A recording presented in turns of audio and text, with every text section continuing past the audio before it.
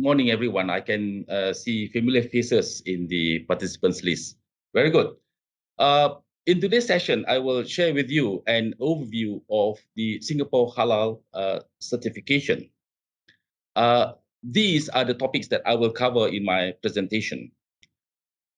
The basic understanding of halal, overview of the Singapore Halal certification, introduction to the halal certification schemes, overview of the halal certification process and the requirements on the use of halal certification mark. I will start off with the basics of understanding halal. Allow me first to share with you three words in Arabic, which is halal, haram, and shubha. These are common words used by the Muslim consumers to classify the status of food. The first word is halal. This means permitted or allowed. In general, most foods and drinks are halal unless forbidden in the Quran or Hadith, basically the Muslim religious text. Examples of these items are pure fruits, vegetables, seafood, milk, and so on.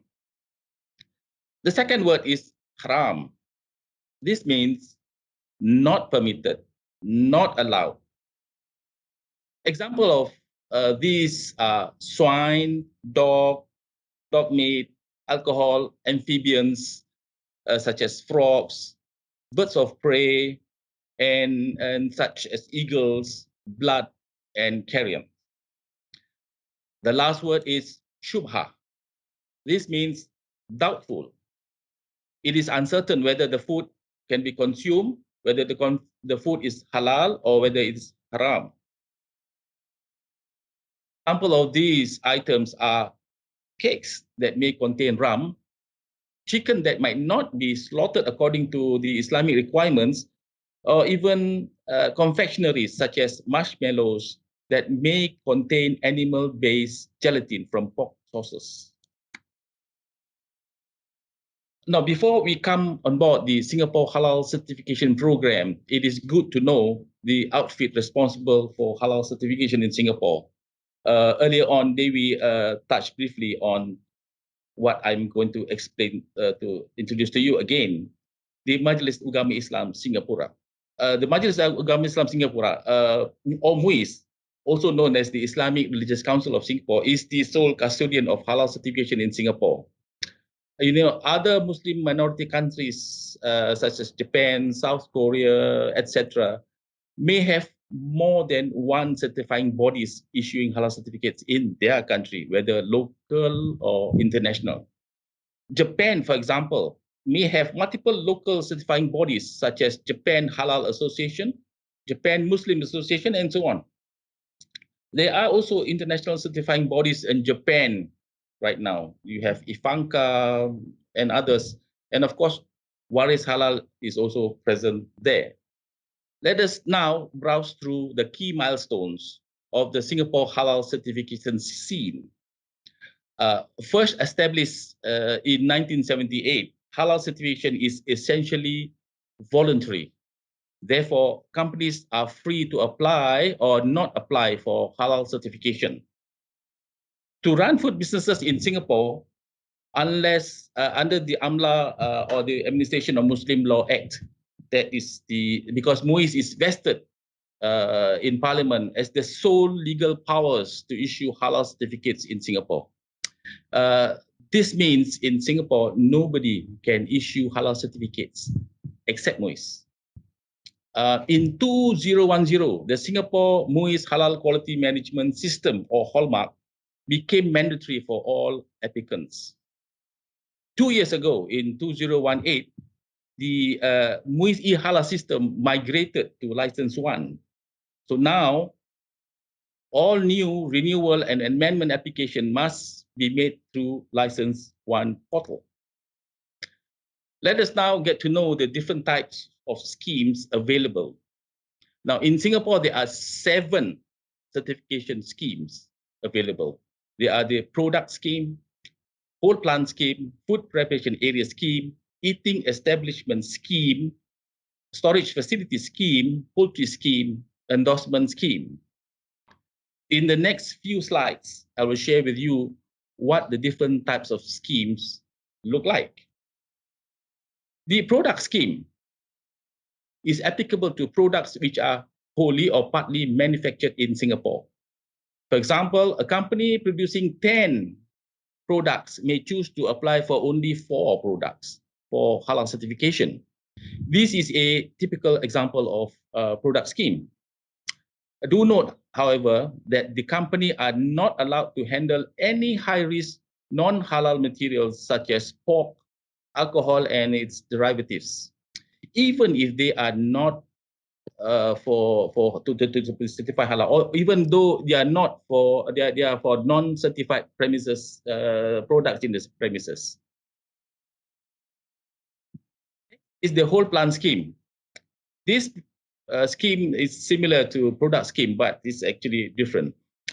In this scheme, the company is only allowed to manufacture products that are to be halal certified.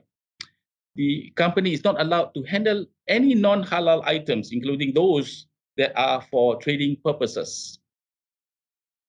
For food preparation area scheme, the following types of business are applicable: catering companies, central kitchens in hospitals, nursing homes, hotels, airports, etc. And central kitchens for certified retail outlets under the same management, and also preschool kitchen. For the eating establishment scheme, these retail food establishments are applicable: hawker stalls, restaurants, snack bars, bakeries, halal section, school canteen stalls, and so on. Moving on to the storage facility scheme. Now, as the name suggests, this is applicable to the storage facilities or warehouses or any sections thereof. For example, if a cold storage facility stores frozen food on behalf of another halal certified companies, such companies may apply for storage facility scheme. Now, poultry scheme, as the name suggests, it's for fresh and whole poultry slaughtered in Singapore. Lastly, the endorsement scheme. This scheme is for exports of finished products that are undergoing further processing or relabeling or both.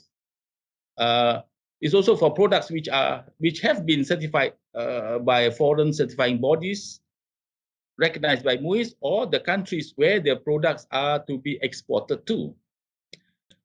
Point to note here is that under this scheme, the products will be certified based on consignments. As such, separate application will have to be made on each consignments that come in.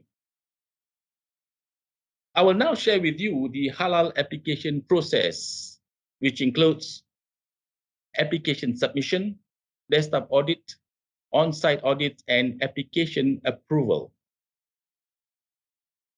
There are 2 types of application. They are new and renewal applications. The fees payable upon submission of a new application includes the application fees, which applicants may choose between normal or express applications, and the first 40% of the certification fees. As for the renewal applications, the fees payable upon submission is the first 40% of the certification fees. Take note that the payment made for the application fees and the first 40% of the certification fees are not refundable.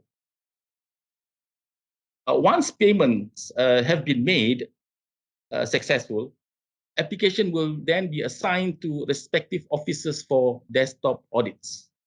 If for whatever reasons payments are not successful, the application will be auto rejected and application will have to be submitted again. For more information on the certification fees and the different certification schemes, please visit Muis website and download the respective PDF documents. Now, during the desktop audits, the auditors will review the declaration made through the license one, which includes the following: details of the halal team members and the Muslim representatives, product details or menu listings, and list of ingredients, raw materials, or processing aids. If accurate declarations have been successfully made, no further actions are required for the applicants on the submission. However, if there is inaccurate declarations made, the auditors will issue the request for action or RFAs. Applicants are required to rectify these RFAs by the due date given. RFAs that are not rectified by the due date will be auto-rejected by the system. Applications that are successful, on the other hand, during the desktop audits will be scheduled for on-site audits. On-site audits are to be mutually agreed by both parties, the auditors and the applicants. If the on-site audits are successful with no non-conformities found, no further action are required by the applicants at this stage. However, if there are non-conformities, RFAs will be issued and the applicants need to rectify them by the due date given. A maximum of 2 RFAs will be issued for each application. Applications that have successfully met the on-site audit requirements will be put up for recommendation for the issuance of halal certificates. The application will then go through a final review by the approval committee before a decision is made on the issuance of halal certificate. The final application process is the approval of application. Applications are not always recommended for issuance of halal certificates, unfortunately. There are times that auditors may recommend applications for rejection due to various non-compliances found during the on-site audits. For applications that are approved for issuance of halal certificates, notification by emails will be initiated and the applicants are required to make the final payment, the final 60% of the certification fees. Upon successful payments, original certificates will be sent via courier. For applications that have been rejected, new applications may be made if you are still interested in halal certification. Now, the Muis halal certificate is valid for either 1 or 2 years, and it is not transferable. Expired halal certificates are to be returned within 7 working days from the date of expiry. Additionally, a police report is required for any loss of halal certificates. A copy of police report is to be submitted to Muis. Now, only those under the eating establishment scheme are to prominently display the valid original halal certificate for ease of public viewing within the certified premises. For caterers, they shall display only the original certified true copy of the halal certificate at their client's display area. The final part of my presentation is on the requirements of using the halal certification mark. The halal certification mark shall be printed in a readable format directly on the packaging with the customer code included. The customer code can be requested from Muis once the application has been processed. Now, as shown on your screen, the halal mark can be in 2 versions, which is either the colored or the outline versions. It is important that you follow strictly to the halal certification mark requirements, as failing which may be considered as an infringement of the Administration of Muslim Law Act or AMLA. For more information on the Muis halal certification, you may, of course, visit the Muis website or by scanning the QR code displayed on your screen now. I have come to the end of my presentation. I hope you have gained some insights on the Singapore Halal certification.